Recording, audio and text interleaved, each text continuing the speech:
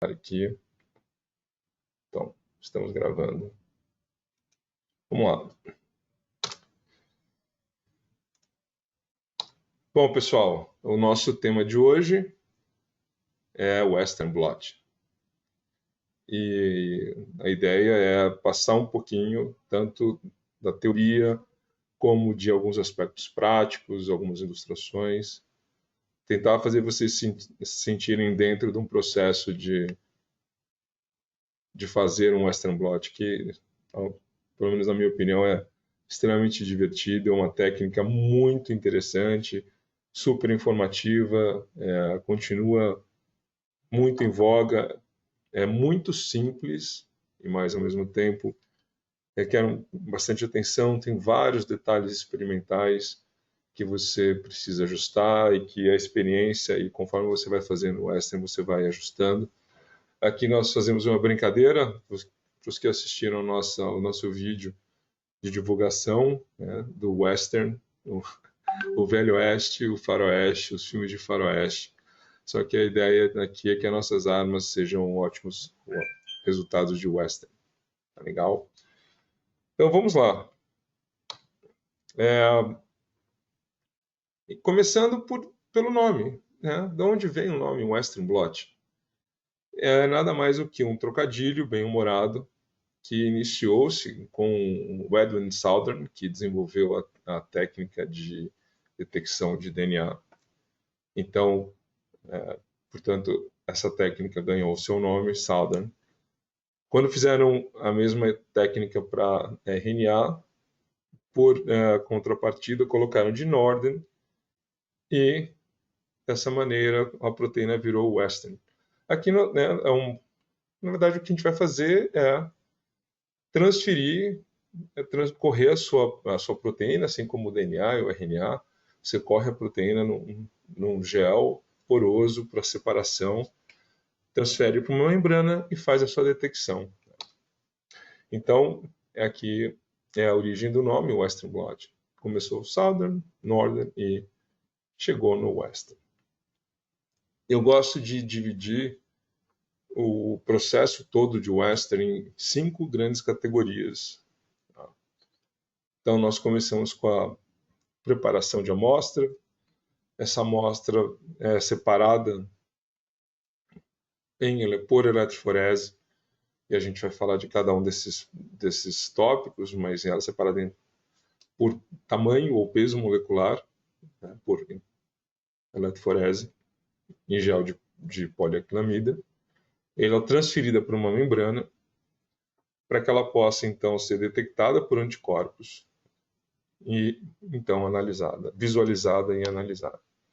Basicamente, um processo bastante simples, onde você vai analisar a sua amostra, separar suas proteínas, purificar suas proteínas, separá-las, transferi-las, identificá-las através da presença de anticorpo e fazer a detecção.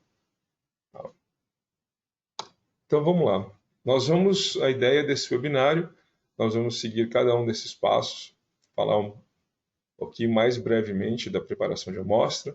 Essa certamente é um tema que por si só merece uma apresentação. Vamos falar um pouquinho com mais atenção, um pouco mais de detalhes sobre o processo de eletroforese em SDS-PAGE.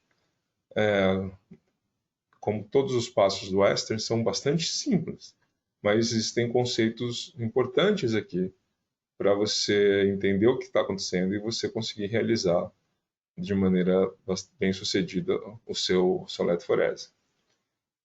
A partir daí nós vamos falar mais da transferência, que nada mais é do que você transferir as proteínas presentes no gel para uma membrana, e a gente vai falar das membranas, da composição dessa transferência, como ela funciona.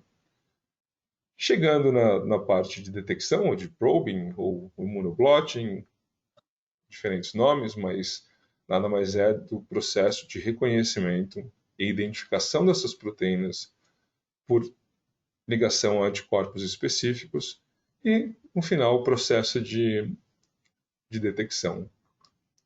Essa foto é bastante nostálgica. Eu eu poupei você de colocar uma foto minha fazendo isso, mas é assim que a gente fazia majoritariamente há 20 anos atrás. Ainda se faz, mas temos outras opções hoje em dia. Então vamos lá, vamos falar um pouquinho, como eu disse mais brevemente, de preparação de amostra. Aqui, em preparação de amostra, só estou exemplificando aqui com algumas figuras de células sendo lisadas, raspadas e lisadas com tampão RIPA. Né? Isso é uma coisa super comum aqui no seu fluxo laminar. Mas na preparação de amostra, a amostra que você vai usar no seu Western blot ela é extremamente variável. Vai desde proteínas purificadas, processos, etapas de purificação, onde você vai identificar onde está a sua proteína, o que está acontecendo com ela, lisados celulares, extratos brutos, né? Compartimentalização, você faz processo de separação de organelas ou de proteínas citoplasmáticas, proteínas nucleicas, proteínas de envelope, proteínas ligadas ao DNA, e assim vai. As opções são inúmeras. Você vai fazer lisados bacterianos, você vai extrair proteínas do seu vírus, enfim. Você vai fazer o seu processo de extração, extrato celular proteico. E aqui a gente começa a entrar num dos passos importantes do Western, que é fazer a quantificação. E a gente mais para frente, eu vou voltar nessa observação da importância de quantificar a proteína e você começar um ambiente controlado do seu experimento, como todo bom experimento em biologia molecular, você quer ter ele todo controlado.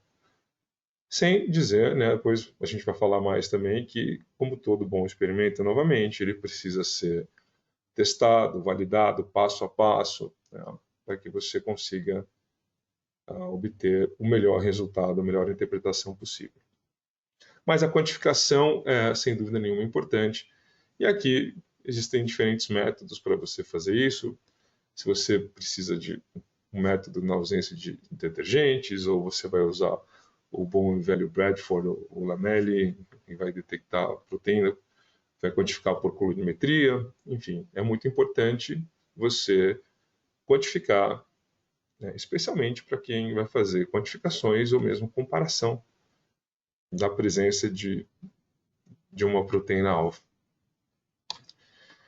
E, vamos lá, feito, como a gente vai separar essa proteína? Qual que é a ideia do Western blot? Perdão. Nós sabemos que as proteínas elas têm estrutura primária, secundária, terciária, quaternária, certo? E, bom, elas se enovelam, elas se ligam em subunidades, elas formam complexos, tá? E como que você analisa a proteína? Como você vai separar as suas proteínas? A gente vai separar a ideia, o objetivo é separá-la por tamanho ou por peso molecular. E como fazer isso numa estrutura quaternária, uma estrutura tridimensional? Então, nós temos que desenovelar, quebrar a estrutura da proteína, certo? Sejam elas as estruturas, as ligações que dão a estrutura terciária a ela, né? Bem como as ligações que unem subunidades da sua proteína. Então, se você tratar a sua proteína com um agente do tipo DTT, o beta-mercaptoetanol, para quebrar os pontos de sulfeto e aquecer a sua proteína, ou seja, vai desnaturar a sua proteína, quebrar essas ligações mais fortes e solvatá-las, né, com uma carga negativa vinda do SDS, você então consegue transformar essas subunidades dessa estrutura como mais complexa, você vai praticamente, a ideia é linearizar a sua molécula de proteína e dar a ela uma carga negativa proporcional ao seu tamanho. Como? Solvatando ela de maneira uniforme com moléculas de SDS, que são negativamente carregadas. Portanto, você vai sair de uma estrutura complexa, que tem a sua carga própria, obviamente. Você vê aqui, né, as estruturas secundárias, terciárias, e provavelmente você está contido numa estrutura quaternária. Você vai pegar todas essas fitas, todas essas moléculas de proteína, desenovelar, certo? E vai, na verdade, agora poder olhá-las como se fossem moléculas esticadas na presença proporcional de moléculas de SDS que vão dar uma carga negativa e assim separar moléculas de tamanhos diferentes com base no seu tamanho, certo? De outra maneira, seria impossível comparar moléculas de diferentes estruturas e que vão migrar de forma diferente para a mesma porosidade de gel. Tá? Então, esse é o primeiro detalhezinho. E a gente vê como que a gente faz isso. Para fazer isso, normalmente usa-se um tampão de um loading buffer, que na linguagem popular é aquele azulzinho fedido que você vai adicionar à sua mistura proteica, que nada mais é do que um tampão contendo um loading buffer contendo um tampão, certo? A gente vai falar, e calma que vamos chegar em mais detalhes aqui. Como eu disse, simples, porém com detalhes importantes. Um tampão tris HCl pH 6.8, a presença de SDS, que vai dar a carga, que vai solvatar as moléculas de proteína. Um corante, para que a gente possa visualizar tanto a aplicação como a corrida do gel. Glicerol, para facilitar e sedimentar durante a aplicação da amostra. E eu vou mostrar para vocês, é um passo importante. Aqui, bom, a gente vai fazer observações mais para frente. E como eu disse, a presença de DTT ou beta-mercaptoetanol, ambos aqui têm o mesmo propósito e o mesmo objetivo, que é quebrar ligações mais fortes, tipo pontos de sulfeto, certo? E aqui começa um detalhe importante, né? A gente vai colocar o STS, colocar no heat block, ou banho ao seu bel prazer. E, normalmente, a 5 minutos é suficiente, a 95 graus Celsius, para que esse processo ocorra. E aqui chama atenção num primeiro ponto que eu quero que vocês guardem, que vai ser fundamental para a técnica, que é o pH desse loading buffer, 6.8. Isso é muito importante. Então, por mais que aquele azulzinho, fedidinho, é algo bastante simples que você adiciona à sua amostra, tem duas coisas fundamentais para o processo. O pH do tampão e a presença de DTT ou beta-mercaptoetanol. Bom, feito isso com a sua amostra, vamos para a eletroforese. Tá? A eletroforese, essa aqui é uma figurinha bastante típica, né? Aquela caixinha, quem não fez um extra blot ou vai entrar no laboratório, vai fazer, você vai ver aquela caixinha da sua marca preferida, tal, para o seu gelzinho ligado a uma fonte de corrente. Tá? E esse aqui é o cenário de um aparato de eletroforese. Bom, como nós dissemos, as proteínas vão ser separadas conforme o tamanho. Né? E isso é dependente da porosidade desse gel. A porosidade desse gel vai determinar o linear de separação ideal naquela situação. Então, assim como para gel de agarose, para cromatografia, o princípio é o mesmo. Você tem menor porosidade, você vai separar melhor proteínas menores. Se você tem proteínas maiores, você precisa de uma porosidade maior para que essas proteínas entrem no gel e se separem. Tá? E um outro conceito. Aqui é uma figurinha onde você tem o seu gel e o tampão de corrida. A gente vai falar deles. Só que uma primeira característica desse SDS Page é que ele é um gel chamado descontínuo. O que é um gel descontínuo? É um gel que ele apresenta um gel chamado de stacking, diferente do gel chamado de resolving gel. Ou seja, ele tem um gel com algumas características para você aplicar a sua amostra e fazer essa primeira parte da sua corrida, e uma composição um pouco diferente do gel de baixo. Não é um gel único, portanto, é um chamado um gel descontínuo. Vamos lá, mais importante, né? Aqui você vai ter as suas amostras, vão ser aplicadas aqui. Você tem um stacking gel e um resolving gel, certo? Ambos banhados por um tampão de corrida. Por quê? Você vai aplicar uma corrente elétrica, esse tampão, ele, entre outras coisas importantes, ele vai carregar a corrente do catodo, o polo negativo, para o seu anodo, o polo positivo. Tá? Então vamos falar mais um pouquinho disso. Aqui só para deixar. Bom, primeiro, né, vamos falar de algumas coisas importantes aqui desse gel descontínuo. Vejam, como eu disse, a gente tem o stacking gel e o resolving gel.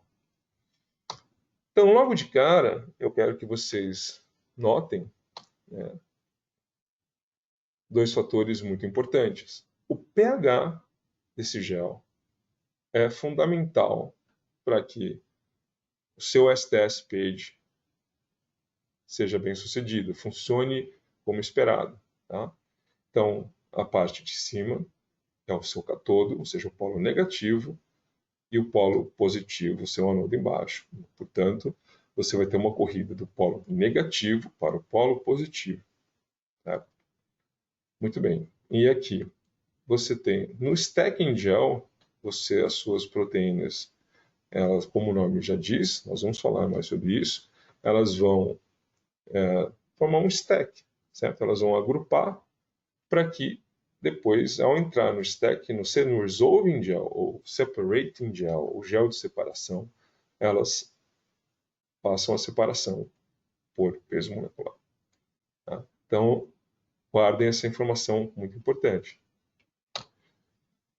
Então vamos lá. Qual que é o resumo do stacking gel e do resolving gel? Bom, o stacking gel normalmente a gente na prática vai lá, coloca na hora de montar seu gel, põe os seus pocinhos, vai lá, mede mais ou menos 1 centímetro.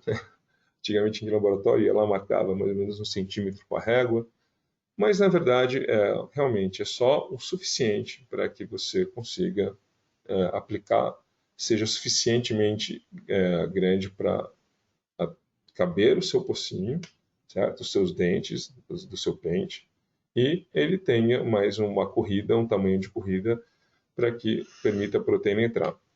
Tá? Então, ele vai ocupar normalmente 20 a 25% do espaço do gel, ou seja, uma pequena porção inicial. E o restante é o resolving gel, ou gel de separação. Aqui, já que o propósito é simplesmente nós formarmos o pocinho, né, que vai permitir você aplicar a amostra e acomodar todas as moléculas ali presentes, e vamos fazer o stacking dela, a gente vai ver daqui a pouquinho. Então, ele é um gel de porosidade menor, mais frouxo. Então, normalmente é um gel de 4%, 4, 6%, depende do gosto, né? Mas vamos supor, a gente faz realmente 4%. E o resolving gel, ele já é um gel que vai ser mais concentrado, de acordo com a porosidade, vai variar de acordo com o tamanho, o linear range, ou onde você tem uma separação linear daquele tamanho que te interessa, adequado à sua proteína de interesse. Tá? Bom, como eu indiquei aqui, fundamental é o pH desses dois géis. Tá? Eles têm, um tem pH menor que 7, outro maior que 7. Tá? E a gente vai entender isso mais um pouquinho. para frente. E, obviamente, aqui você não tem nenhum tipo de precisão, né? E é só para acomodar as proteínas, a sua amostra, e aqui você vai ter a formação de bandas precisas para identificação e separação.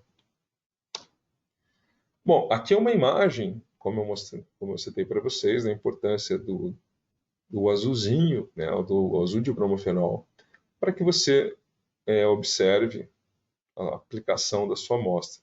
Então, aqui é uma aplicação de amostra no Stacking Gel, tá? Onde você vai lá, coloca a ponteirinha ali. O glicerol ajuda a dar densidade a essa amostra, carregando-a para o final do poço. Tá? Então, esse é o papel do glicerol e do azul de bromofenol. Aqui eu aproveito para observar que quando você vai fazer uma corrida, nós falamos, você vai separar suas proteínas por peso molecular. No entanto, portanto, é muito importante que você tenha neste gel, né, um padrão de peso molecular.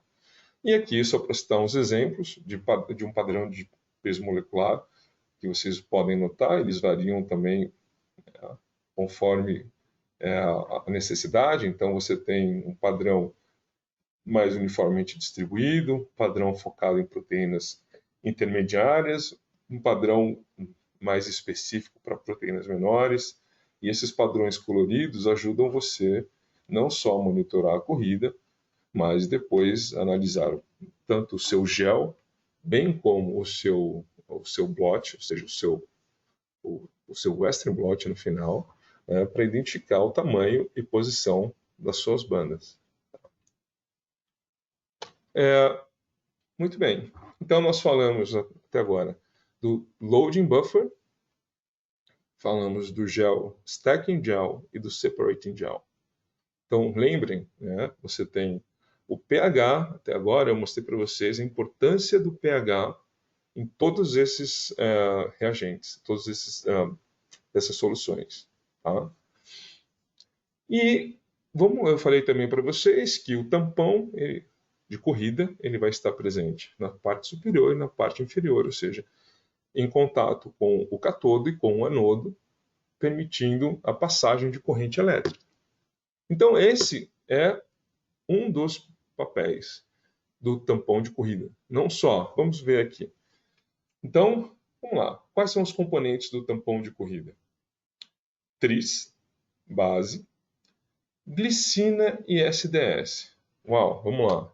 Vamos entender aqui. Primeiro, SDS. O SDS ele é fundamental para a presença do SDS, porque vocês solvataram as suas moléculas de proteína em SDS. Então, o SDS ele vai estar distribuído também ao longo da corrida do gel, porque ele é a carga negativa que vai guiar essa corrida. Ele vai ser a carga negativa que vai permitir a passagem de corrente elétrica, certo? Glicina. Bom, por que glicina no tampão de corrida? Não esqueçam da glicina. Então lembrem, o tampão de corrida ele vai servir para passar a corrente elétrica, certo? Através do SDS e do coreto, né? Do Cl-, que vem do tris. Tá? E temos a glicina. Além disso, é muito importante aqui que vocês não ajustem o pH desse tampão. É importante detectá-lo, medi-lo, porque ele tem que estar ao redor de 8,3. Ou seja, muito próximo ao pH 8,6 do seu gel de separação. Então, naturalmente, nessas condições, se você simplesmente fizer o seu tampão de acordo com a receita, com essa modalidade, ele deve ter esse pH no final e não deve ser ajustado. Justamente porque o pH é fundamental também no tampão de corrida. Mas por que a glicina? O que um o aminoácido está fazendo dentro do tampão de corrida? Pois é, a glicina ela vai ser fundamental para que você faça não só a corrida, mas a separação adequada das suas moléculas de proteína. Tá? Então, aqui, como a gente mostrou para vocês, o pH desse tampão deve estar a 8,3. A 8,3, a glicina, ela está totalmente com carga negativa, o que é fundamental para essa corrida. Tá? Mas vamos deixar isso aqui para o próximo slide. Qual que é? Vamos falar um pouquinho mais da glicina. Ela é chamada também, que nós dizemos um inner salt. Por quê? Ela é, dependendo do pH, a certo pH, ela vai estar igualmente carregada negativamente e positivamente. Então, ela vai ter uma carga negativa e positiva simultaneamente. Tá? Em pHs ácidos, ou seja, abaixo de 7, ela está positiva. Em pHs mais altos, acima de 7, ela vai estar completamente negativa, certo? Mas o importante é que, em pH neutro, ela vai fazer esse papel de inner salt através da sua formação, né, do seu estado de Zeiterium, que nada mais é do que essa molécula negativa e positiva ao mesmo tempo, certo? E por que que a gente... E percebam, né, estrategicamente, lembra, eu estou falando do pH. O pH do stacking gel e do resolving gel, eles estão acima e abaixo justamente do PI, ou seja, o ponto isoelétrico dessa glicina, que é ao redor de 6. Justamente para nós tomarmos vantagem deste efeito aqui. E como isso é possível, né? A glicina, rapidamente, ela tem 2 pKs. Então, ela tem um bem ácido e um mais básico. Quando você está aqui, no meio, no pH, como nós dissemos, neutro, ao redor de 7, ela vai estar no seu Zeiterium formato, certo? Ou seja, aquela molécula positiva e negativa simultaneamente. Vamos entender o papel disso, essa coisa complicada de cargas, pH, mas, pois isso é fundamental para o sucesso da separação das suas proteínas. Vamos entender por quê. Bom, então vamos lá. No seu stacking gel, né, as suas proteínas, qual é o objetivo do stacking gel? Imagina que você está aplicando a sua amostra e você tem lá 15 microlitros de amostra, por exemplo. Ela já vai começar a separar, peraí, elas não têm que, para separar bonitinho, né, por tamanho, elas não têm que começar do mesmo ponto de partida, certo? Então, como é que você, entre aspas, normaliza isso, né? Cria uma linha inicial de corrida? O seu stacking gel ele tem que ser mais suave para quê? Para que toda a amostra entre. Você não quer separar por peso ou por tamanho ali, certo? Você que lembra, a gente vai separar por peso molecular, que é indireto, certo? Porque ele vai ser proporcional às cargas negativas que estão ligadas ao tamanho da proteína. Então, você vai acomodar a entrada da sua amostra, ela serve para você formar o seu pente, ou seja, aquele buraquinho, né, onde você vai aplicar a sua amostra, acomodar a sua amostra, que ela entre toda, né? Então, se você vai aplicar, para quem nunca fez um extra, para quem vai fazer a primeira vez, a hora que você aplica, você vê que o seu pocinho fica azulzinho, assim, inteiro, né? Ele forma um certo volume. Então, você não pode começar a correr ali assim, você tem que comprimir, né? Condensar essa amostra. Então, ele começa a entrar e forma uma bandinha inicial. Esse é o papel do stacking gel. Mas como que ele faz isso? Bom, eu já dei o spoiler, né? A gente vai... A glicina tem um papel fundamental nesse processo. Então, quando você... eu vou passar mais brevemente aqui, mas esse conceito é muito importante. Então, vejam, essa diferença de pH entre o tampão, o gel, stacking gel e o gel de separação, que está em concordância com o pH do seu loading buffer, lembra que é 6.3? Então, é muito próximo ao 6.8. Quando a sua amostra começa a entrar, né, e ela começa a chegar próximo ao gel de separação, essa diferença de pH, ela forma, né, ela promove o stacking effect, ou seja, ele vai compactar a sua amostra. Como? Você vai ter, durante esse período, então, quando ele está chegando próximo, essa diferença, eles vão criar um gradiente de voltagem que vai permitir, veja, com que a sua glicina ela vai estar negativa e positiva. Então, ela vai migrar muito devagar, certo? Lembra, você está indo do polo negativo para o polo positivo. As cargas negativas estão correndo em direção ao polo positivo. A sua glicina ela vai correr muito devagar. Os íons de cloro, eles vão ser o que a gente chama de leading ions, certo? São os que vão correr na frente. A glicina vai correr devagar e a sua proteína, as suas proteínas vão estar aqui no meio e ela vai começar a compactar.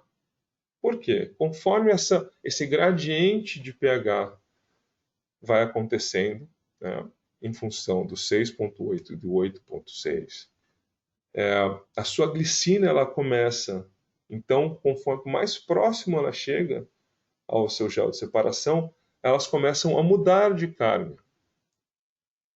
e tornam-se negativas, certo? Ao tornarem-se negativas, ou seja, quando elas estão positivas e negativas, elas são o que nós chamamos de trailing ions, ou seja, os íons que vêm por último, os que barreram a corrida, e os seus Cl- estão aqui na frente, certo? Quando ele atinge a separação, essa mudança de carga faz com que eles adquiram uma carga, a glicina fique negativa. Como ela tem uma massa maior que os íons de cloro, elas vão daí, por massa carga, elas vão correr muito mais rapidamente e vão passar a ser os leading ions ali. E aí, a hora que isso acontecer, é como se a gente tirasse uma rolha do gel de separação, né? Você tira a rolha, abre, e daí as suas proteínas começam a serem separadas. Tá? Isso aqui é só para exemplificar isso que eu estou falando. Você tem duas moléculas diferentes, então aqui quando elas estão nessa região de separação, elas estão só se acomodando no gel, certo?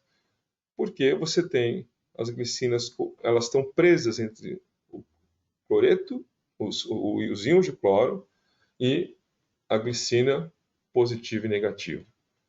A partir daqui, como a glicina foge, né, ela vai começar a correr rapidamente quando ela entra no gel de separação, daí as cargas que vão carregar, né, a sua corrente são das suas proteínas negativamente carregadas.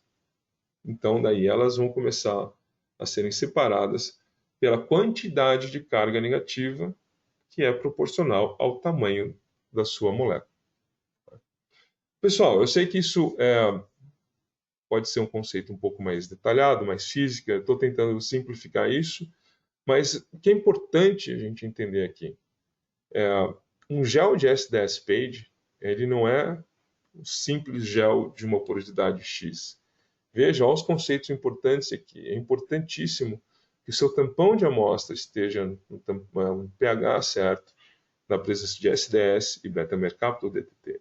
É muito importante que o tris que você usa para fazer o seu gel de stacking seja diferente do tris que você usa para fazer o seu gel de separação, porque eles têm pHs diferentes. E por que eles têm pHs diferentes? Justamente para criar essa condição da glicina, que vai estar presente no seu tampão de corrida, funcione como se fosse uma rolha para que permita o início da separação das suas proteínas, somente, né, elas acumulem, achatem ali na entrada do gel de separação e elas vão, como se abrisse uma comporta, ou seja, você tira essa rolha chamada de glicina E como é que você transforma essa glicina numa rolha? Quando você muda ela de carga. Como você muda ela de carga? Mudando ela de pH. Ok? Então, isso é muito importante. Então, aquele tampão que você faz o gel tal, ele é muito mais importante, né, se ele está bem medido o pHzinho, se ele está bem conservado, se ele é muito antigo, porque a qualidade da sua separação é dependente basicamente de pH. Certo? Bom, vamos falar de coisas. Não, o nosso tempo está correndo. Desculpem, mas eu acho que isso é muito importante para a gente focar. Então vejam, aqui um gelzinho pronto. Que bonito.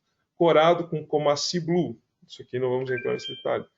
Você vai ter, normalmente nós tiramos o stacking gel, mas você vê, né, os seus pocinhos, a proteína, né, entrou, veja, aqui e começou a separar. E agora, qual que é a sua proteína? Você está trabalhando com uma expressão, visualizado? Será que essa é a minha proteína? É do tamanho aproximadamente correto? Ou essa é a minha proteína? E nesse tamanho molecular, qual que é a sua proteína? Então você vai estar, tem seu gelzinho bonito ali, diferentes, né, tamanhos, diferentes bandas de mesmo tamanho, muitas. Qual que é a sua proteína? Vamos fazer de conta que a sua proteína de interesse tem o tamanho de 60 kilodaltons. Aqui você tem várias proteínas desse tamanho. Qual delas é a sua de interesse? Bom, como a gente responde essa pergunta? Fazendo a detecção por anticorpos. E aqui a gente entra na segunda parte do Western, que é a detecção das suas proteínas. E isso a gente faz como? Bom, primeiro nós temos que transferir essas proteínas de um gel para uma membrana. Tá? E aqui, novamente, é um processo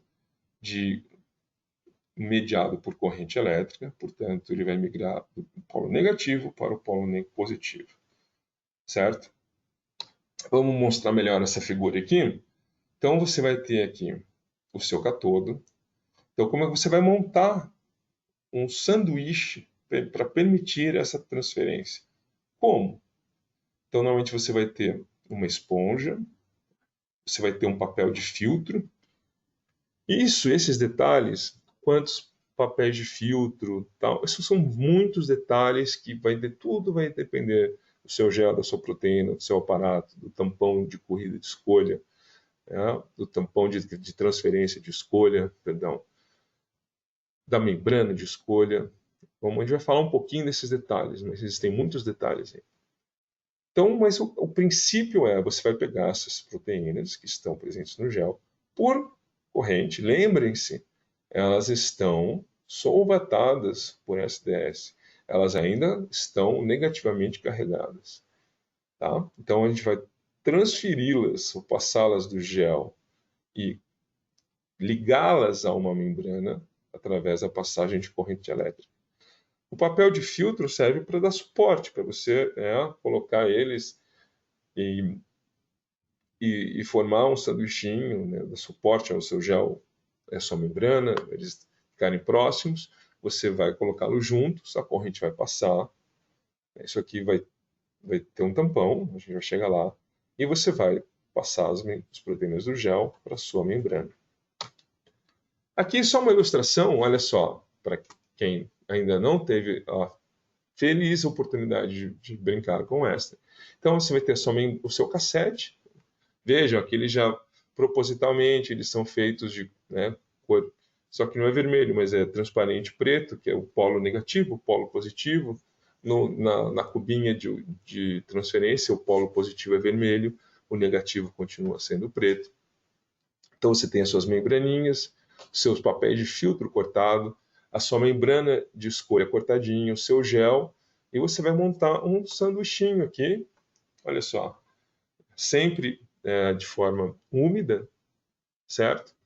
E você vai formar esse sanduichinho aqui para uma transferência tradicional, dita molhada, aquela mais corriqueira.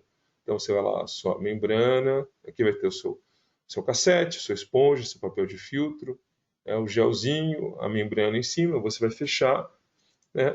Ou, alternativamente, com os mesmos princípios, mas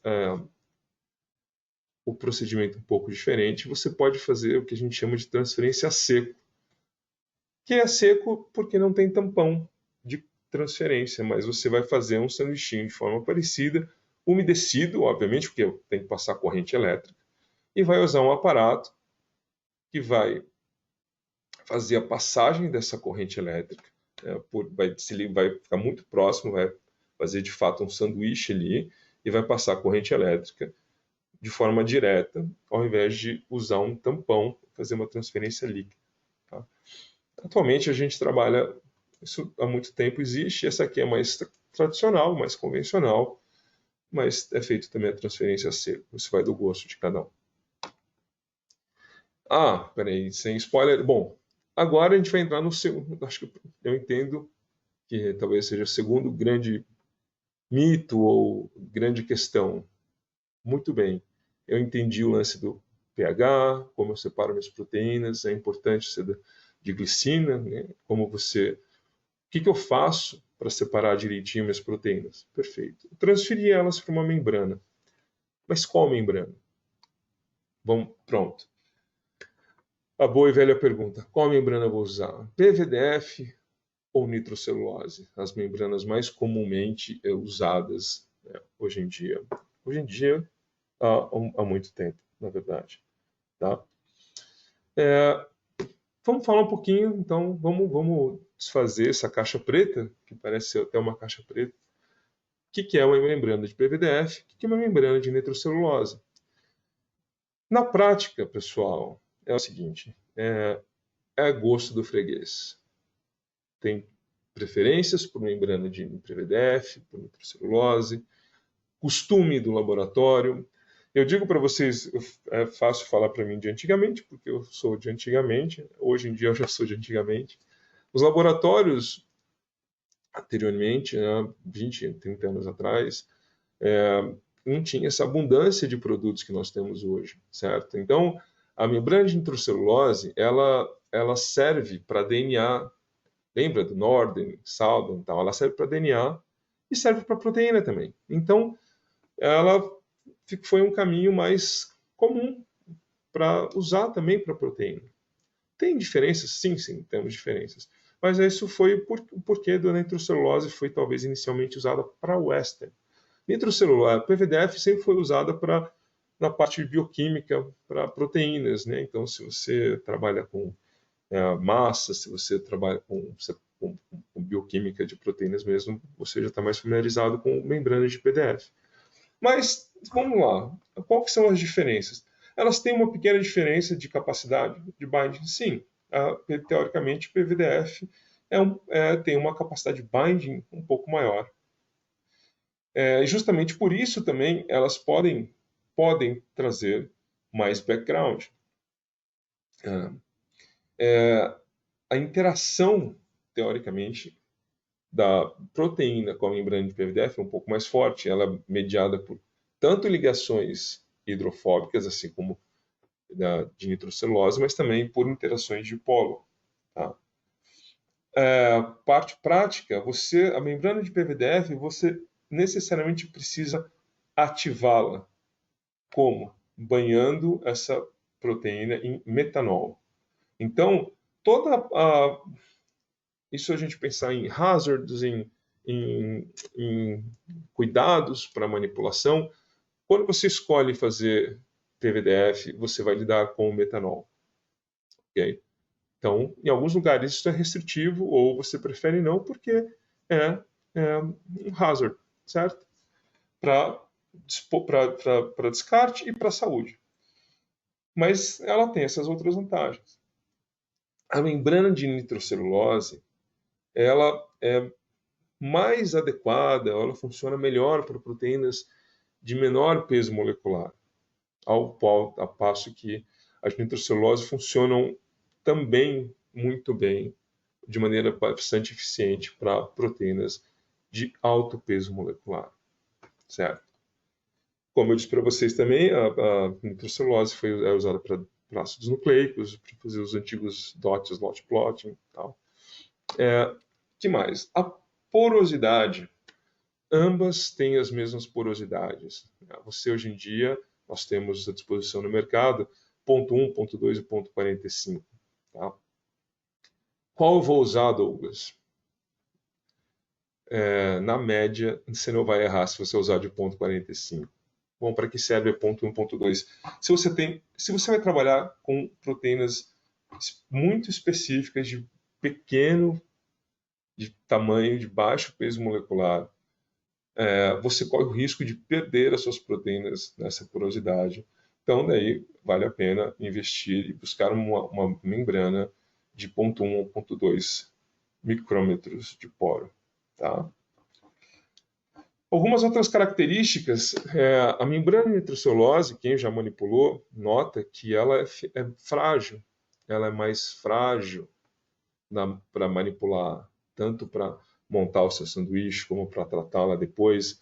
A gente vai vou mostrar para vocês daqui a pouco os próximos passos, mas você tem que, ela é um pouco mais sensível a ser quebradiça. Tá?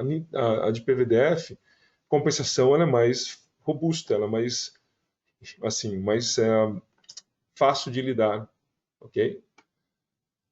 Portanto, por essas características todas, usa-se muito em Western blot você fazer um restrip e reprobe, tá? Ou seja, você usar a mesma membrana para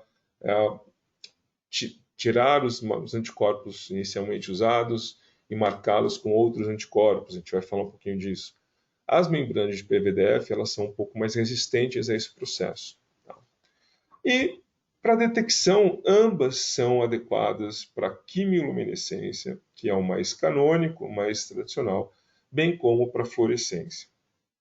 Apesar de que, para baixa fluorescência, as PVDF são um pouco mais indicadas. Mas eu vou mostrar para vocês. Bom, aqui é o exemplo. Nosso parceiro, a Cytiva, tem as membranas antigas Amersham, que são as clássicas, tradicionais, são excelentes. Tá? São as que começaram e sempre muito bem usadas. Eu vou passar rapidamente, infelizmente nosso tempo está correndo mais do que eu imaginava. Eu falo bastante, mas vamos lá. Eu espero que esteja sendo informativo. Então, mas só para mostrar para vocês a variedade de membranas que a gente tem. Tá? Então, nós temos, vejam, nós temos as membranas chamadas Protran, que são de nitrocelulose, ou High Bond, que são de PVDF. Então, você vai ter aqui alguns exemplos de diferentes porosidades, da detecção, mas em linhas gerais, veja, se você vai usar muito para fazer stripping e reprobing, a gente recomenda as membranas de PVDF. Hoje, nós temos o que nós chamamos de supported, ou seja, membranas de nitrocelulose que foram adaptadas ou melhoradas para se tornarem menos frágeis. Tá? Você tem proteínas de maior ou menor tamanho, de menor ou maior abundância, mas em geral você vai trabalhar ou com as proteínas de PVDF ou de nitrocelulose nessas diferentes porosidades. Tá? Tem as membranas especiais para serem mais resistentes de nitrocelulose. E temos as membranas de PVDF que foram melhoradas para ter um menor background e também de nitrocelulose que foram adequadas para serem usadas com fluorescência também. Tá? Então, um resumo básico é aquilo que nós acabamos de falar para vocês, da membrana de PVDF ou de nitrocelulose. Você tem essas novas que é supported ou membranas que foram adequadas para menor background de fluorescência. Tá? E quando você ouvir, em termos gerais, Protran, são membranas de nitrocelulose e High Bond são de PVDF. Tá? Então, aqui, como eu disse, a variante que é a membrana supported, e essas duas variantes de PVDF que foram otimizadas para um menor background em termos de fluorescência. Então, qualquer dúvida, nós estamos à disposição. Essas membranas, nós temos todas elas à disposição para vocês. Vamos lá, terminei a minha transferência. Bom, uma Algo muito recomendado para quem está estabelecendo o processo ainda, tá? É você fazer uma marcação com um corante chamado Ponceau. Ele vai marcar as suas proteínas na membrana. Você, Douglas, eu estou marcando, por que eu vou fazer o western, entre aspas, até o fim? Não, lógico, aqui você está vendo aquilo que foi passado do gel para a membrana. Então, numa transferência super eficiente, bem ajustada, né, bem validada, a figura que você vai ver aqui em rosinha vai ser muito parecida com o seu gel corado com Comassi Blue, certo?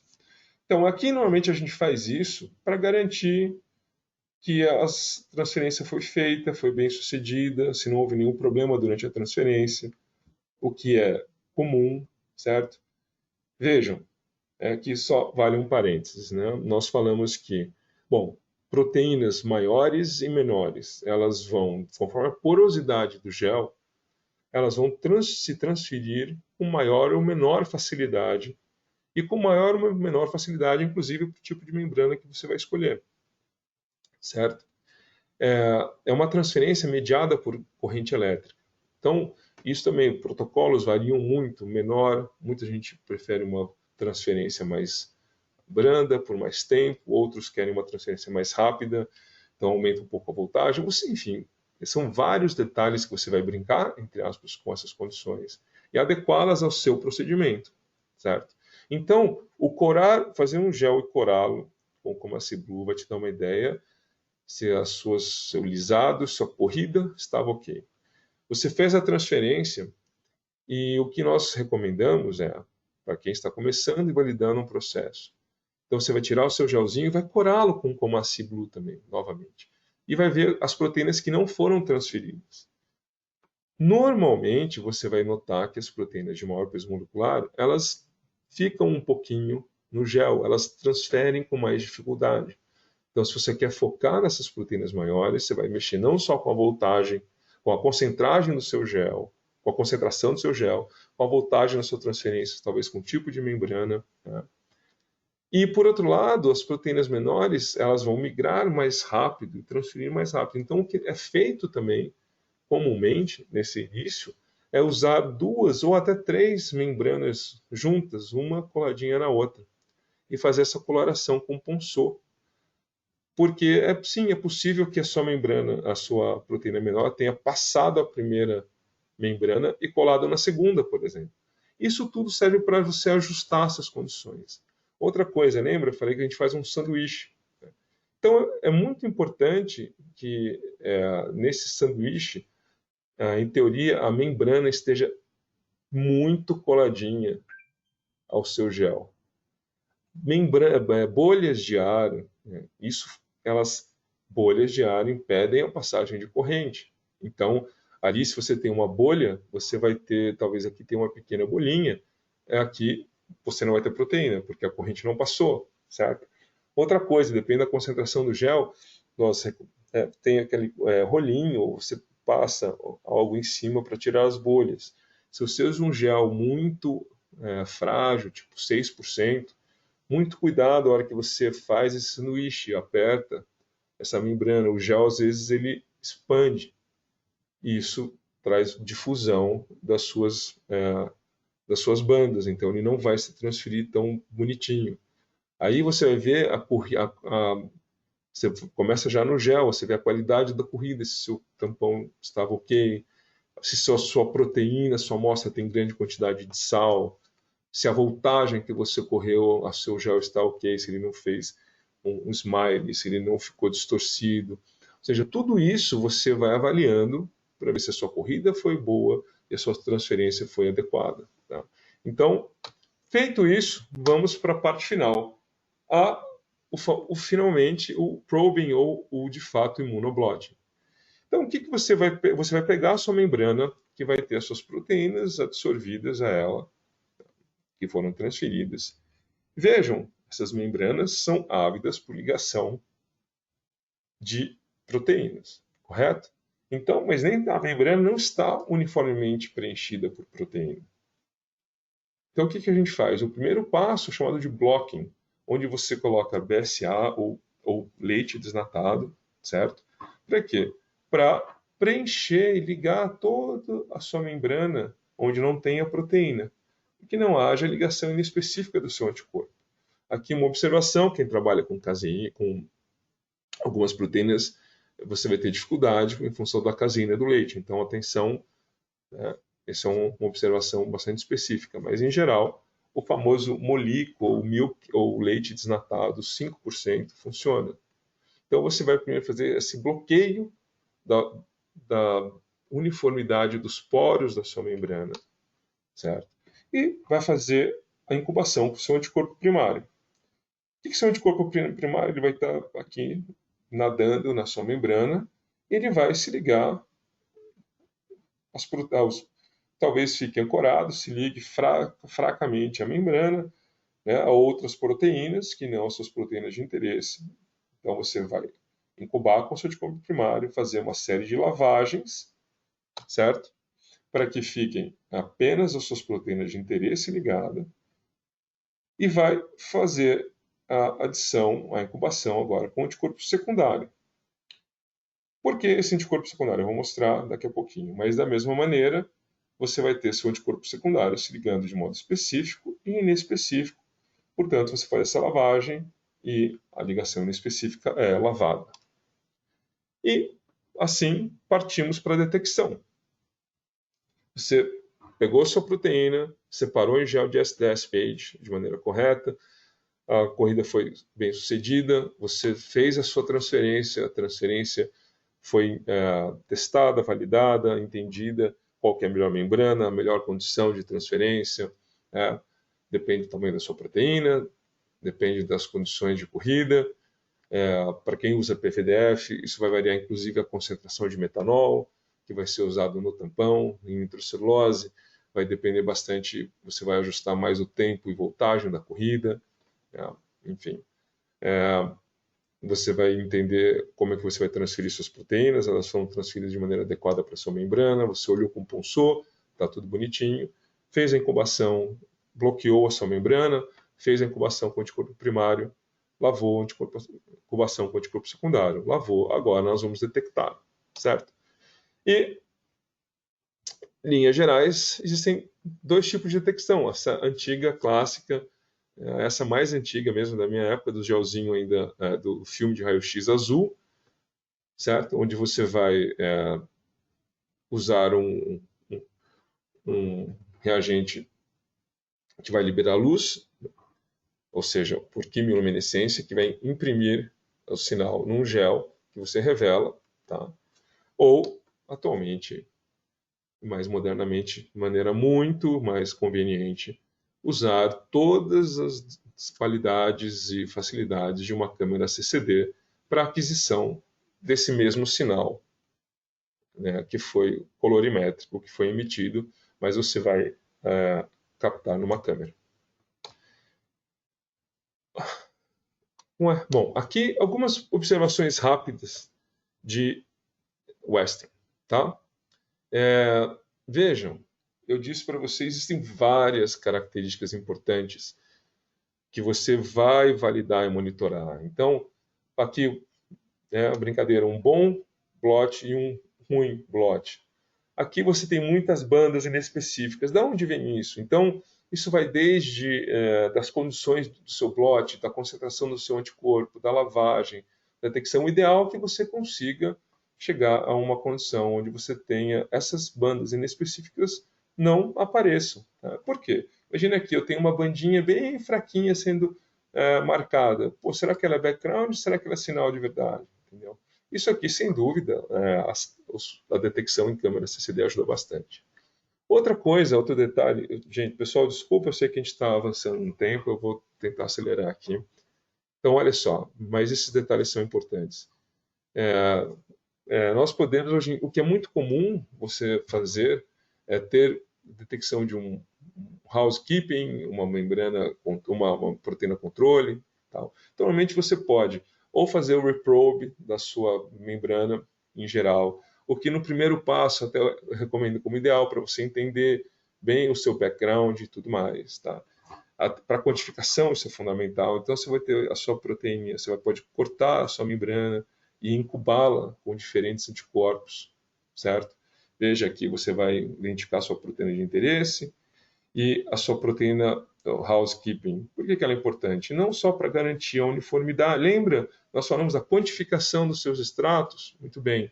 Aqui é para garantir que não só essa quantificação está próxima, mas para fazer, né, entender as diferenças de sinal. Isso vai ser tudo relativizado à sua proteína endógena. Tá? Isso é um dos detalhes. Então, quando a gente faz isso, eu recomendo inicialmente que você faça primeiro a detecção da sua proteína de interesse, faça depois o reprobe, certo? Veja que funciona tudo direitinho. Depois, passe, sim, sendo possível, você corta a sua membrana e incuba ela com anticorpos diferentes ao mesmo tempo. Um detalhe muito importante, mas muito importante mesmo. Veja, pessoal, que a gente tem proteínas, né, às vezes você tem bem pouquinho, muito difícil de detectar, você vai ter comparações, certo? Às vezes você tem um controle positivo e quer saber se o seu sinal é real ou não. Olha, uma coisa que você tem que tomar muito cuidado, tá? É esse tipo de cenário, onde você tem, vamos supor que aqui seja um controle positivo de uma proteína sendo super expressa, e aqui você está, sei lá, identificando a presença dela na membrana, ou a expressão dela em um clone, enfim. Esse cenário aqui é muito perigoso, tá? Porque existe um fator chamado quenching. Imagina, vocês viram, você tem a sua membrana e ela está sendo incubada com anticorpo.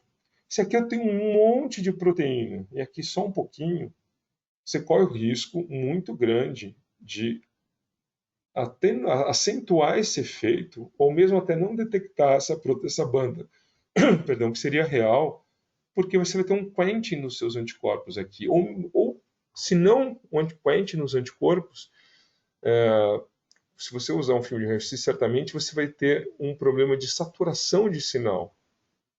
Isso aqui é mais facilmente resolvido uma detecção em câmera CCD, mas por isso que é muito importante você vendo algo do tipo, você fazer uma titulação, certo? Ou separar, no mínimo, separar esses lanes aqui com 2 ou 3 lanes de distância, ou idealmente incubar separadamente, você corre junto, mas incuba separadamente, certo? Para que se certificar que essa banda realmente vai ter a chance de ligar o anticorpo com a mesma eficiência que essa proteína que está nessa banda. Tá? Então, enfim, são alguns detalhes, vejam, que a parte de probing, né, a partir do momento que você tem ela transferida para a membrana, são detalhes que são importantes a gente visualizar e lembrar. Tá? Bom, voltando aqui, eu ia falar um pouquinho mais da ligação do secundário e ao primário, mas vamos lá, o tipo de sinal. Então, muito bem, você ligou os seus anticorpos. Como você vai detectar a sua proteína? Aqui um esquema bastante genérico. Então, tá, você tem a sua proteína imobilizado, né, na sua membrana.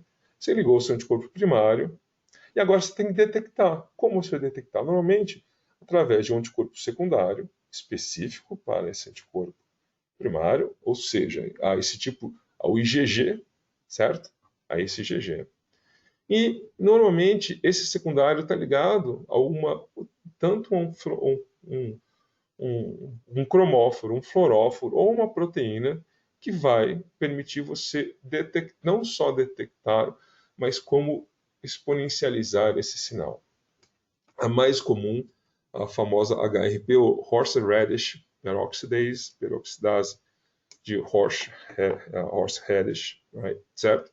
Que na presença de um substrato adequado, quimioluminescente, você vai detectar. Mas vamos lá. Você pode ter veja, anticorpo primário, secundário, você pode ter ligado ao seu secundário uma enzima que vai produzir um substrato colorimétrico, certo? Ou seja, tem alguns reagentes que você vê ali na própria membrana, a olho nu, ou pode até detectar numa câmera, mas ele vai colorir a sua proteína, a sua banda, normalmente por alguma precipitação de um produto que vai se tornar visível através da ação dessa enzima ligada ao seu anticorpo secundário. Nosso tradicional quimiluminescente, né, o famoso HRP, então, que na presença do seu ECL, tá, você vai ter a emissão de luz, porque ele é um substrato, o HCl, o ECL é um substrato para essa enzima que, né, ao ser clivado, emite luz, e essa luz vai impressionar o seu filme de raio-x. Mas você pode também, isso é bastante perigoso, até por especificidade e tal, mas você pode também ligar diretamente aqui a sua enzima no anticorpo primário, fazer uma detecção direta. Ou também fazer ela de maneira fluorescente, ok? Ou seja, aqui, ao invés de uma enzima, você vai ter um fluoróforo, que provavelmente vai ser excitado por um comprimento de onda e detectado por um filtro no comprimento que ele emite, após a excitação. Tá? Então, em termos gerais, a gente vai ter a detecção colorimétrica, quimiluminescente ou fluorescente. Aqui era... Bom, vamos falar, pessoal, desculpe pelo horário, mas vamos lá. Nós vamos entrar aqui, então, na segunda caixa preta, né? Primeira é a membrana, agora nós vamos falar do ECL, do substrato quimiluminescente, o mais comum aqui. Normalmente nós temos alguns tipos de ECL, e nós, como dito, nós trabalhamos com a nossa parceira Cytiva, que oferece excelente reagente de ECL, ok? Então nós temos 4 tipos básicos, tá? Os mais simples e iniciantes, né? O mais é o ECL Start e o ECL, que é o mais comum, o pau para toda obra, vai servir para tudo que você vai fazer, pode ter certeza. Tá? Nós temos também um ECL que é usado para condições bem baixinhas, né? Condições de expressão de sinal muito baixo, tá?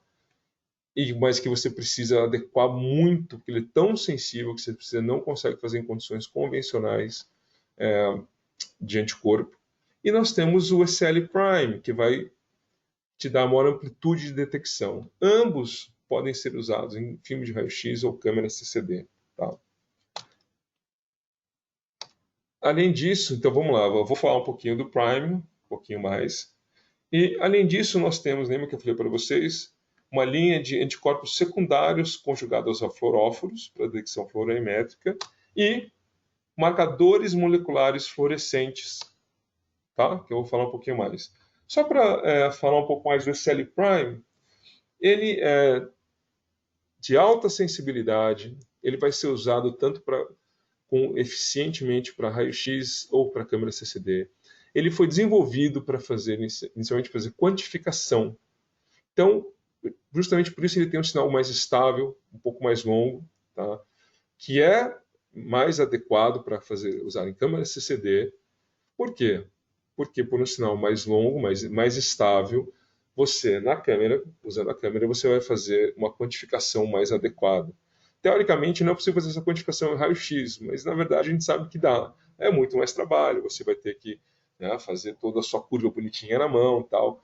Mas se você quer fazer uma quantificação mais precisa em câmera CCD, realmente o ECL Prime é muito adequado.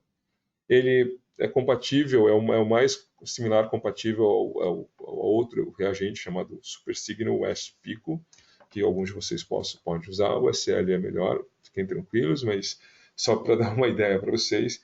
E ele é muito sensível, então você tem que tomar muito cuidado com a diluição, especialmente dos anticorpos secundários, para que não ocorra o estouro de sinal. O outro ECL que eu comentei com vocês, o Select, ele é ainda mais sensível. Então você obrigatoriamente tem que trabalhar com condições bem diferentes de anticorpos, a concentração de incubação deles, tá?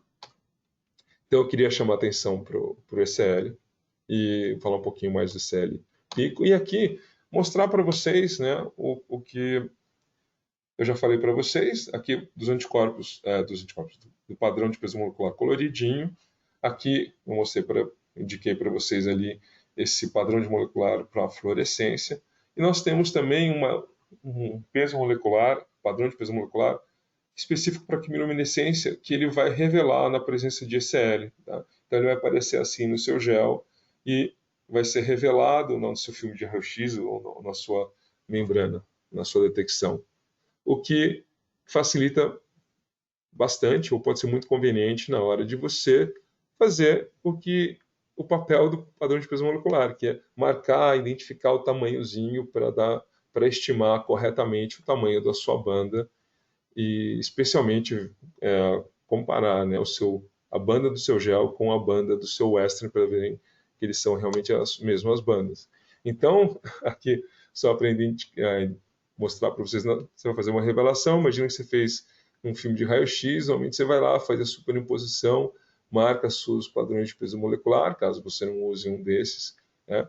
Especialmente se você usar um coloridinho, vai facilitar até você fazer essa marcação da sua membrana, para ver o tamanho da sua proteína de interesse, ou você vai fazer a incubação com o seu reagente de detecção adequado ou ideal para você, vai colocar isso num cassete dentro de um equipamento para fazer revelação. E aqui eu vou passar mais rápido, isso para uma próxima vez. Quero só trazer para vocês o IQ800, que é o equipamento com câmera CCD, também oferecida, também da nossa parceira Saitiva, espetacular para esse tipo de detecção. Você tem diferentes variedades desse equipamento, que basicamente vão trazer diferentes detecções, certo? Então você vai ter diferentes aplicações para ele. Vou passar mais rapidamente aqui só para mostrar, por exemplo, a quantidade de emissão de luz diferente que você tem nos equipamentos do mais básico para o mais completo. Então você vai fazer todo e qualquer tipo de detecção possível no seu laboratório, ok? E enfim, para encerrar, eu citei bastante nosso parceiro, Saitiva, e usando aquele mesmo esquema inicial, onde nós temos as 5 etapas do Western Blot. Então, a Saitiva tem produtos para oferecer para vocês fazerem de modo completo e eficiente o seu Western, para todos os 5 passos, desde a parte de preparação de amostra, com as colunas de dessalto, vivo espinho, tampões para extração, as cubas de eletroforese, os marcadores, a transferência, as cubas de transferência seco, as excelentes membranas da Hammershin, tá?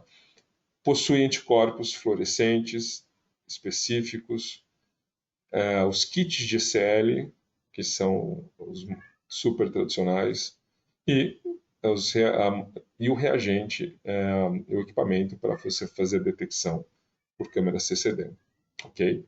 Pessoal, desculpem a gente me exceder um pouco, eu acredito que algumas informações são importantes. O Western, vejam, vocês notaram, é algo bastante extenso, muito distante de ser algo simples.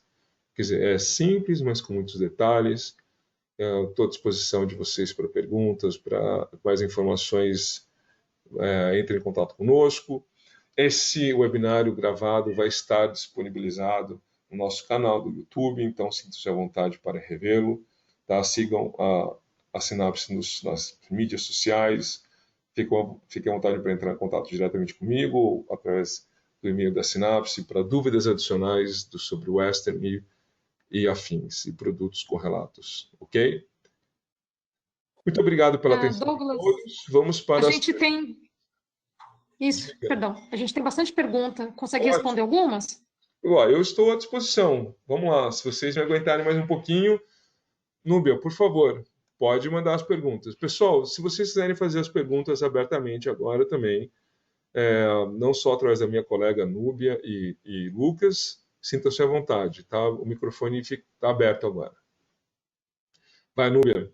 Eu não sei se o Gabriel Regaço ainda está aí. Se ele quiser abrir o microfone para falar, ele pode. Mas ele perguntou aqui quais os principais métodos de extração de proteína para raízes vegetais. Rafael, né? Desculpa. Gabriel. Gabriel, a gente vai ter que conversar e dar uma olhada. Nós trabalhamos com vários kits de extração, tá? Temos kits de extração específico para plantas, nessas condições de raiz. Então, entre em contato conosco, entre em contato comigo por e-mail e eu vou recomendar para você kits específicos para extração de plantas, ok? Mas a Saitiva tem alguns tampões de extração que podem ajudar, mas para plantas você não vai conseguir fugir muito de um processo de extração, um protocolo de extração bastante específico, ok? Então, não tem muito jeito, mas eu entro em contato comigo e eu posso te indicar alguma coisa. Legal. Diga, meu. Próxima é da Patrícia Gomes. Existe necessidade de aplicar voltar menos 80 volts no stacking e voltagem maior no resolving 120? Olha, vamos lá, Patrícia. Repito, tem várias nuances e variantes do protocolo de Western. Primeiro, muitos laboratórios têm o seu protocolo de preferência, sua tradição.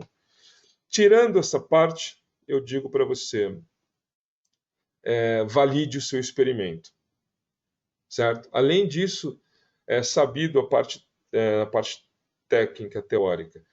Por ser um gel mais suave e o objetivo é empacotar suas proteínas, sim, é indicado, é adequado você fazer uma corrida com uma voltagem menor, até que você observe, né, a apropriada, a perfeita formação da sua banda empacotadinha ali, tá? Então, se é 80, se a gente... Eu, vou falar por mim, particularmente, eu nunca corri um gel... Quer dizer, nunca, mentira. Né? Se você está com pressa, se você está trabalhando com proteína purificada, vai pôr 5 microlitrinhos ali no seu pocinho e quer fazer um correr, está na pressa, você vai ajustar, mas saiba, né, que você não está criando condições desfavoráveis para um empilhamento adequado. Agora você está correndo, né, você aplicou 50 microlitros no seu pocinho, você vai correr um extrato, e eu jamais recomendaria você correr 80 volts no seu stack. Eu correria, na verdade, né, é mais indicado você monitorar por miliamperagem do que por voltagem, ok? Mas eu jamais correria 80 volts. Eu correria 40, talvez. Tá bom? Mas depende da sua condição experimental, depende da sua pressa, depende do seu protocolo e, principalmente, se você obtém resultados satisfatórios. Próximo. Vamos lá, Nubia. Isso, da Bárbara França Negre. Bom dia, gostaria de saber sobre a preparação das amostras, mais precisamente sobre a extração de proteína. Como saber qual o protocolo utilizar? Pois é, pessoal, o protocolo de extração de proteínas varia enormemente. Né? Vai ser muito dependente do organismo e da sua aplicação, certo? Vejam, esses tampões de Lise que eu falei para vocês são para células humanas, um tampão RIPA, um tampão com inibidores, tal, com uma condição de SDS diferente. Eles estão disponíveis, mas os protocolos específicos, bastante específicos, são protocolos que vão além de um... A Takara, por exemplo, vamos lá, peraí, nós trabalhamos com a Takara, que é uma outra parceira nossa. A Takara tem alguns tampões que ajudam muito a extrações difíceis de alguns tipos de células.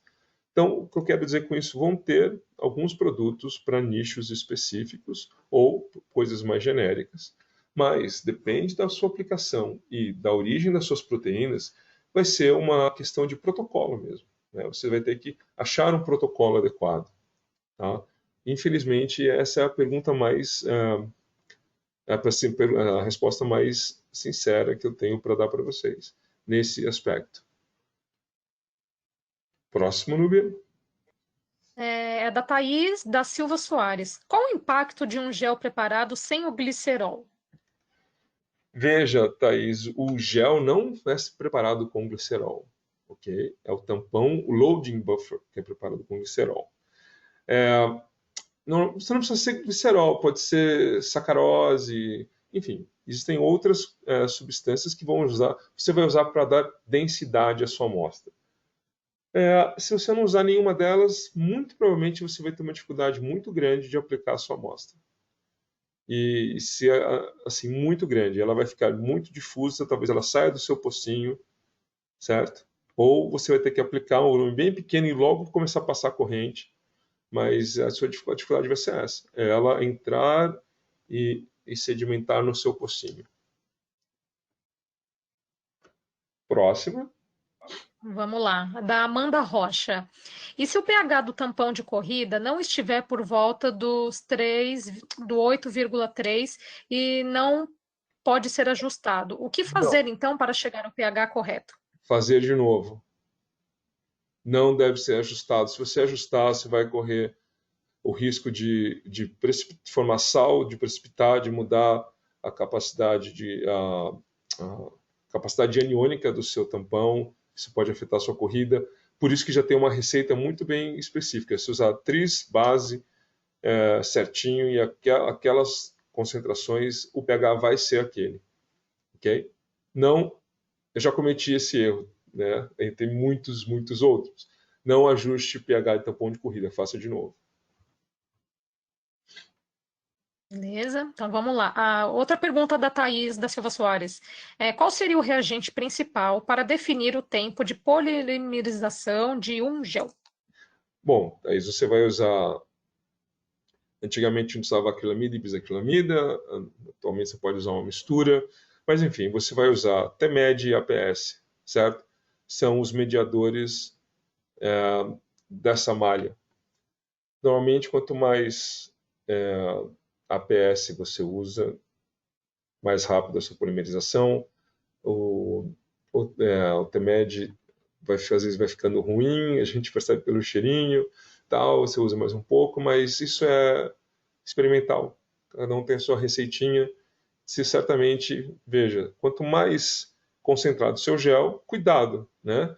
Porque a hora que ele endurece e você não consegue pôr de jeito nenhum, ele vira uma pedra. E se você fizer ele polimerizar muito rápido, se a malha polimerizar antes de você colocar ele entre as placas de vidro, você vai ter um problema de corrida, de uniformidade de corrida no seu gel. Então, é experimental. Experimental e, e depende da pressa. Sinceramente, a gente vai cortando caminho no laboratório e às vezes fala, nossa, eu estou com pressa e vou pôr um pouquinho a mais e vou polimerizar rápido.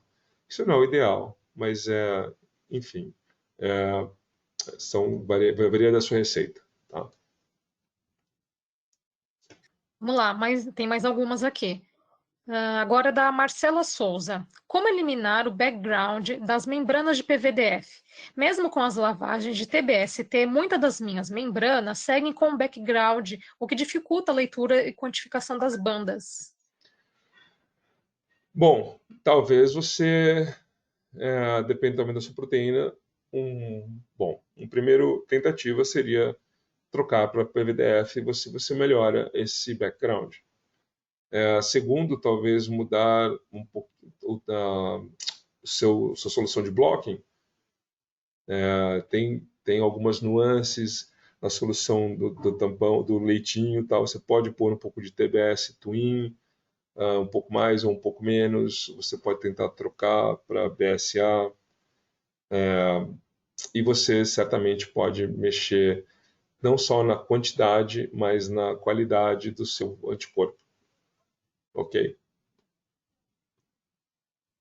Vamos lá, agora a pergunta da Paty Carina dos Santos. Não há necessidade de acrescentar metanol no tampão de transferência quando se usa PVDF, já que ela é ativada com esse reagente? Sim, sim, o tampão Tem de a segunda parte da transferência. pergunta depois. Pode responder essa daí, eu continuo a pergunta dela. Não, sim, o tampão de transferência, quando você usa PVDF, ele inclui uma porcentagem de metanol e ela pode ser modulada e variada conforme o tamanho da sua proteína de interesse. Isso, e aí ela acrescentou que acrescentar o metanol quando o seu interesse é uma proteína de 400 kilodaltons pode interferir em sua transferência? Sem dúvida, sem dúvida. Bom, você quer transferir uma proteína de 400 kilodaltons, você já vai começar a trabalhar em condições bastante específicas, desde o seu gel, desde a porosidade do seu gel, desde a montagem da sua transferência, a voltagem da sua transferência, entendeu? E sim, é importante você testar empiricamente qual a melhor a concentração ali de metanol, caso você use o PVDF, né? E qual tipo de tampão para transferir mais eficiente, mas você vai ter que testar empiricamente e ver a eficiência de transferência desse tamanho de proteína especificamente. Tem uma pergunta aqui da Amanda Rocha. Ela perguntou qual que é a diferença das transferências entre molhada e seca, quais as vantagens e desvantagens? Amanda, sem ser evasivo, mas depende. Depende do laboratório, do que você tem no laboratório, depende do seu gosto, depende. Você vai, em ambas as condições, você vai adaptar as condições e validá-las, certo? Em teoria, uma transferência a seco é mais rápido e, obviamente, não requer tampão, o que é uma grande vantagem. Mas ele tem outras desvantagens e você vai ter que testar, certo? A vantagem é rapidez e ausência de tampão. Agora, depende, você vai ganhar talvez uma hora e ela vai fazer diferença para você, o resultado vai ser bom. Isso é muito empírico, isso é muito de aplicação e necessidade. Tá? Eu não diria vantagem, eu diria são ofertas de protocolos diferentes, conforme a sua necessidade, conforme o seu gosto e conforme você gosta mais ou consegue otimizar melhor o seu processo. Esse processo precisa ser otimizado, todos eles. E não adianta falar, olha, eu adoro transferência seco, vou no laboratório não tem transferência seco. Ou eu adoro fazer transferência molhada.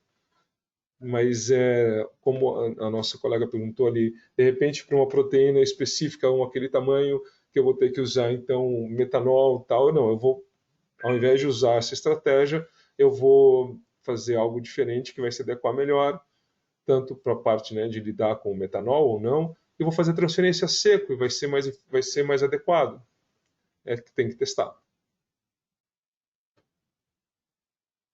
Perfeito.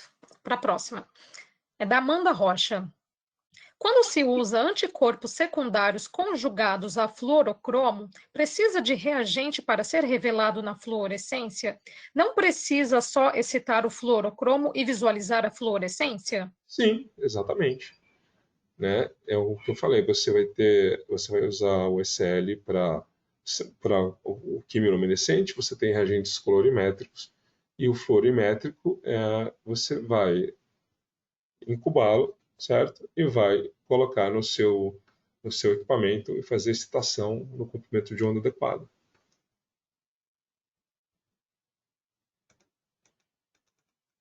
Acho que tem mais uma aqui, vamos lá, é da Juliana Io,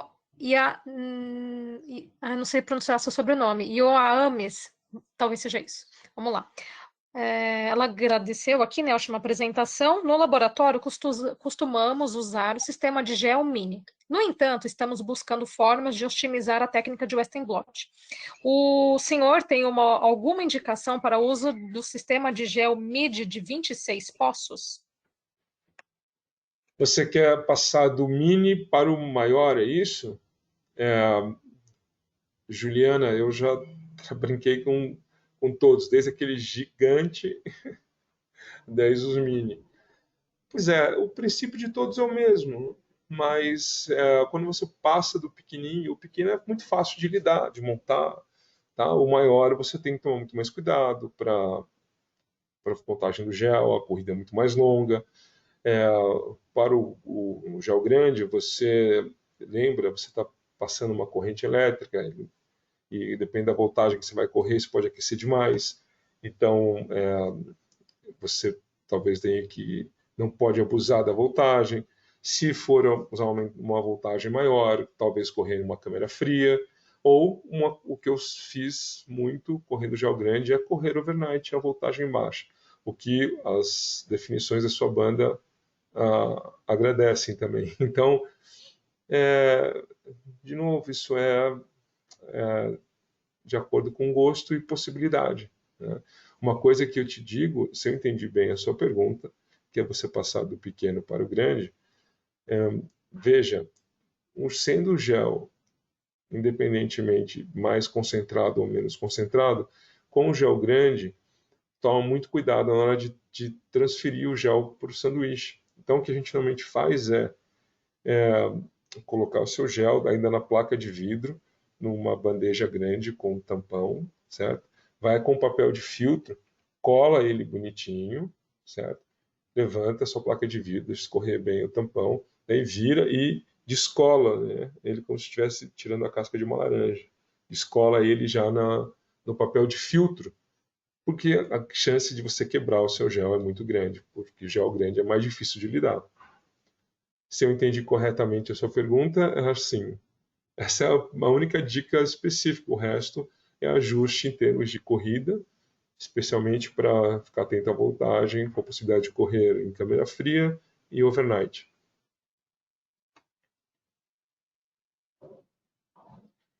Legal, vejo. Isso, essa foi a última. Então tá, pessoal.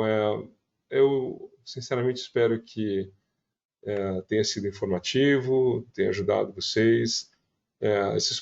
Todos os passos que nós comentamos, nós temos, através dos nossos parceiros, especialmente a Saitivo, produtos para oferecer para vocês. Western Blot eu sou muito fã, adoro fazer. Se tiverem mais perguntas, quiserem entrar em contato conosco, através de e-mail, redes sociais, etc., sintam-se à vontade. O intuito desses webinários, bem como o nosso contato, além deles, vai muito além de ofertar produtos, e sim realmente ajudar vocês com algumas técnicas que a gente sabe que a gente pode ajudar. Então, eu agradeço a atenção de todos e até a próxima. Vão ter novidades por aí, fiquem atentos na divulgação, nos nossos e-mails, nos e-mails da Núbia. Vamos ter no próximo webinário um palestrante internacional, então, muito bacana. Fiquem atentos com as novidades e até a próxima. Obrigado, pessoal. Boa quinta-feira para todos. Núbia, obrigado pela ajuda e até mais.